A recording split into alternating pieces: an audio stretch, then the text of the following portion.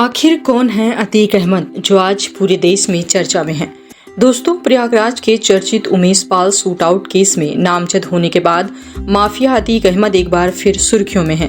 अपनी गुनाह की डायरी में सबसे सनसनीखेज वारदात की स्क्रिप्ट लिखने के चलते एक तरफ उसे पुलिस इनकाउंटर में मारे जाने का डर सता रहा है, तो वहीं दूसरी तरफ सियासी रसूख के चलते विपक्षी पार्टियों के तमाम दिग्गज नेता उसके खिलाफ हो रहे कानून एक्शन के सामने दीवार बनकर माफिया का बचाव करते नजर आ रहे हैं।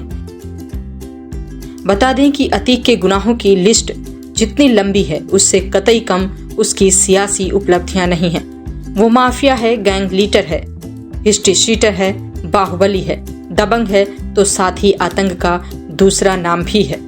लेकिन इन सब के बावजूद 5 बार विधायक और 1 बार उस फूलपुर सीट से सांसद भी रहा है, जहां से कभी देश के पहले प्रधानमंत्री पंडित जवाहरलाल नेहरू लोकसभा का चुनाव लड़ते थे। डर, आतंक और दबंगई के बावजूद अतीक के खिलाफ 100 से ज्यादा आपराधिक मुकदमे दर्ज हैं, लेकिन ज्यादातर मामलों में सिस्टम उसके इशारे पर कुछ इस तरह नाचता है कि आज तक उसे एक भी मामले में सजा नहीं हो पाई है। अतीक की हनक और भौकाल का अंदाजा ऐसे भी लगाया जा सकता है कि हाईकोर्ट के 10 जजों ने उसके मुकदमे की सुनवाई से खुद को अलग कर लिया था। गौरतलब है कि एक तांगे वाले का अनपढ़ बेटा अतीक इतना महत्वाकांक्षी है कि पैसों की खातिर जुर्म की दुनिया में कदम रखने के बाद वो कुछ ही दिनों में अपराध जगत का बेताज बादशाह बन गया। 10 अगस्त 1962 में प्रयागराज में जन्मे अतीक अहमद ने अपने गुनाहों पर पर्दा डालने के लिए उसने सियासत को कवच के तौर पर इस्तेमाल किया और अपराध व राजनीति के दम पर करोड़ों नहीं बल्कि अरबों का आर्थिक साम्राज्य खड़ा कर लिया। अतीक को गुनाहों की दुनिया इतनी पसंद आ गई कि उसने अब पूरे परिवार को इसमें शामिल कर लिया। वो खुद गुजरात की साबरमती जेल में बंद है, तो छोटा भाई अशरफ यूपी की बरेली जेल में, बड़ा बेटा उमर लखनऊ जेल में कैद है, तो दूसरा बेटा अली अहमद प्रयागराज की नैनी सेंट्रल जेल में। तीसरे बेटे असद पर Umesh Pal shoot out case में 2.5 लाख रुपए का इनाम घोषित है, तो पत्नी साइस्ता परवीन फरार हैं। एहजम और आबान नाम के 2 नाबालिग बेटे बाल संरक्षण गृह में हैं।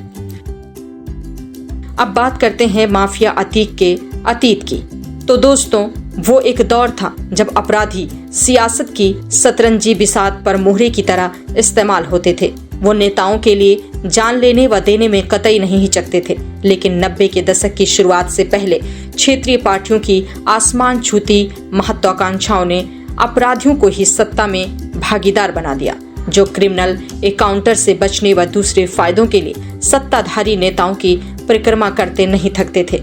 वो खुद जनता के मुख्तार बनने लगे। क्रिमिनल्स के सफेद पोश बनने और अपराध के राजनीतिकरण के बदलाव वाले उस दौर में सबसे चर्चित नाम प्रयागराज के अतीक अहमद का है।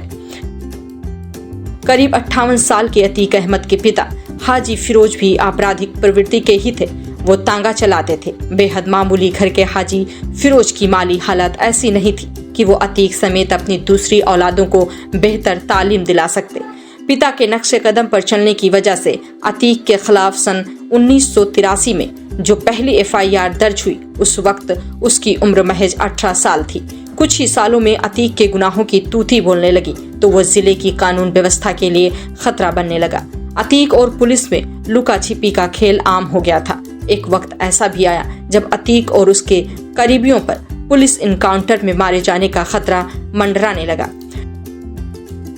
पुलिस इनकाउंटर से बचने के लिए अतीक ने सांप्रदायिक कार्ड खेला और 1989 में हुए यूपी के विधानसभा चुनाव में इलाहाबाद वेस्ट सीट से निर्दलीय उम्मीदवार के तौर पर किस्मत आजमाई।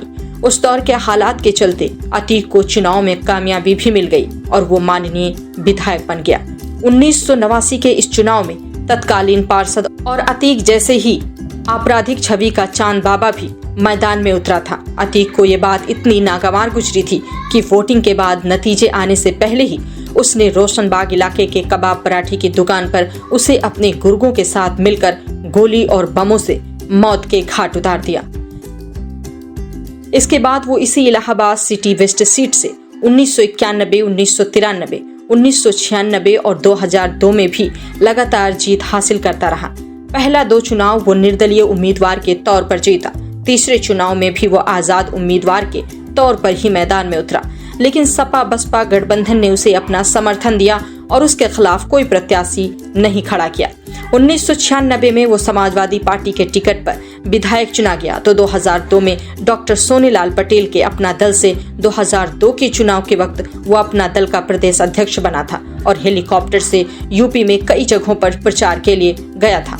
उसने अपने साथ अपना दल के 2 और उम्मीदवारों को जीत दिलाई थी। साल 2004 में फिर से सपा में न सिर्फ उसकी वापसी हुई बल्कि वो मुलायम सिंह की पार्टी से उस फूलपुर से सांसद चुना गया जो कभी देश के पहले प्रधानमंत्री पंडित जवाहरलाल नेहरू की सीट हुआ करती थी।